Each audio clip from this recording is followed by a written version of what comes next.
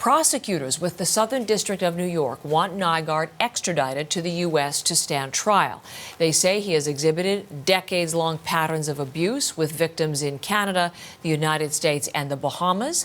They are charging him with 9 counts, including sex trafficking and racketeering. Our next guest on this issue is Shannon Moroney, who is a Toronto therapist and a social worker, and she works closely with Nygard survivors and families. She is with me ahead of the hearing. And Shannon, welcome to the program. Very happy to have you on, and especially this morning. Good morning. Thank you, Heather. Thanks for having me on. Shannon, we know there are more than 100 women now in a number of countries who have come forward with allegations against Peter Nygard. How many of them have come to you? I have in my care directly right now about 35, but I've spoken to closer to 50 over the last year and a half. Closer to 50, and then in your care, when they come to you, how do you help them? What are they? Let me ask that in 2 parts. What are they telling you, Shannon? We talk about trauma. They share with me what happened to them, the ways that it has impacted their life over the years. Sometimes they don't know all the ways that it has affected them, so I'm able to help them put that together. They might blame themselves for different choices that they've made or inability to have relationships, things like that. And I will help them relate it back to the causation of trauma. And that usually it helps people start to put together a new path for themselves and work through the trauma and know that they can even achieve something called post-traumatic growth. That's what I work with everybody on. Post-traumatic growth, to get to that point. As you say, it is a process. This is a very key moment, I would imagine, in this process, the extradition hearing today when this comes to court.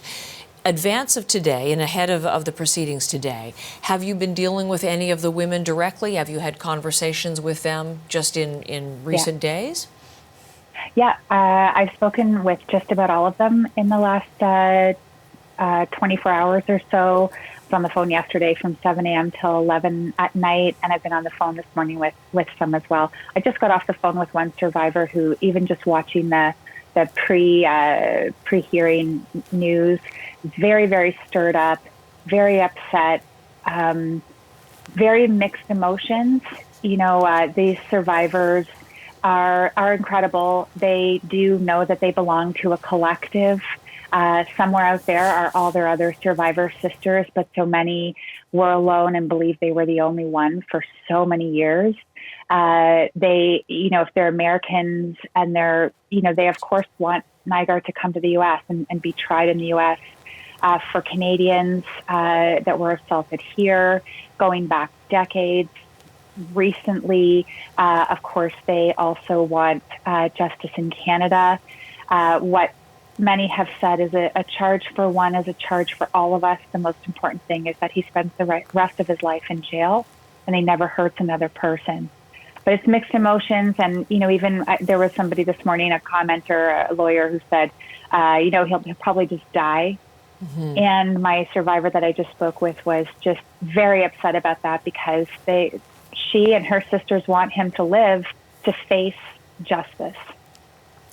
That is really interesting. Yeah, we were talking to a lawyer who specializes in extradition matters from out in British Columbia, saying that, considering the fact that he is 80 years old, this might be a factor at play in some of the things and the legal arguments that we may hear in that Winnipeg courtroom. So that was upsetting to her. And as you said, likely to be a strong range of emotion with this imminent. But it's really something to me as I think about you're dealing with all of these women just in the 24 hours prior to all of this. Can you tell me a little bit more about this group? I mean, are you dealing with people from a number of different countries, Shannon, at the same time, all, sort of really waiting to see what happens today? Yes, absolutely. I personally have survivors that I know and I'm working with right across Canada, well across the U.S., in Bahamas, and we do know, among the group that everywhere Peter Nygard went, he harmed people. So this is a very, it's an intense morning. There are just eyes and hearts glued to the proceedings. There's so much unknown. In my late night message to survivors last night, I just said the one thing I know about court is that we don't know. It's so hard to predict, but that we'll know more tomorrow than we know right now. So I'm just going to jump in, Shannon, because there is something that we've been waiting to report and something of which I believe you're aware, but we can now go ahead and report it. The Fifth Estate, you know the people involved in the Fifth Estate who are following this and have been on an ongoing basis. The Fifth Estate has learned, I'm just going to read from our CBC wires, that Toronto police have charged Peter Nygard with multiple counts of sexual assault. According to sources, Nygard faces 9 counts in total, 6 women, one of whom was a minor at the time of the alleged assault.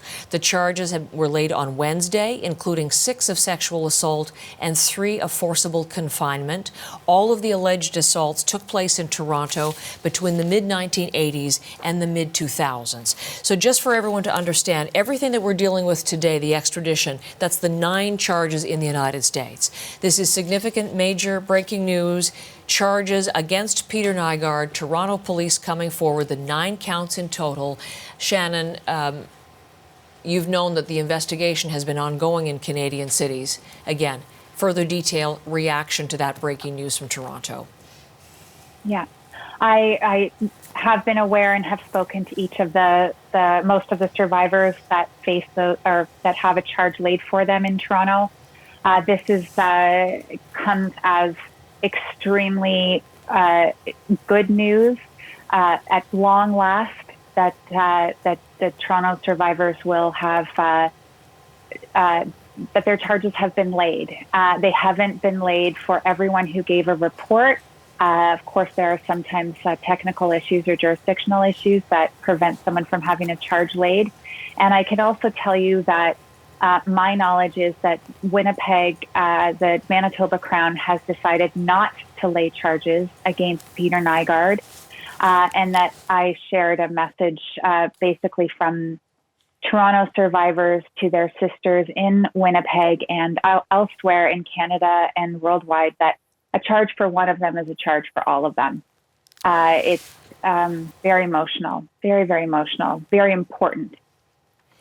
The Winnipeg story, again, that is one that we were aware of, and they had been investigating on an ongoing basis. 8 women in Winnipeg had filed complaints against Nygard, and then back in December, Shannon, this is the reporting from the Fifth Estate again, that police sent files to prosecution services in December. They remain under consideration.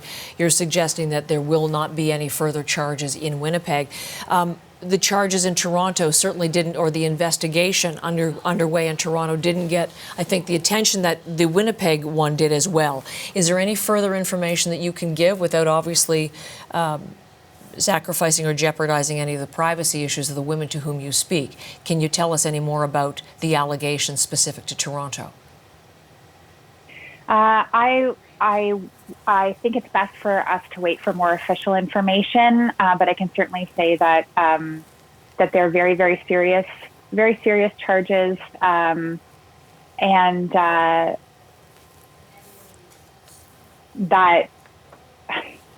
yeah. Let me wait for a comment later on if that's okay. Yeah. Okay. I think the overall. I mean, what I can say is that this has been an ongoing investigation. And it's imperative that it be known and that these women be validated for their experiences that happened to them, that they survive here, and only that it is a reaction for Winnipeg survivors who have been told that they will not have charges pursued for them is one of anger. It is one of outrage that their own sisters in Canada, of course, they are happy for them in Toronto, but that they themselves will not have charges laid is, frankly, in my words, it's disgusting. And Winnipeg is the city where Peter Nygard got his start. One of my survivors refers to it as his training grounds. This is where he became a prolific predator And he was harming women there for decades before he then moved his trafficking operation across Canada and internationally. So Shannon, I hope that this will bring important questions by Canadian citizens, by the public, and certainly by the authorities as to what happened in Winnipeg and versus what has happened here in Toronto.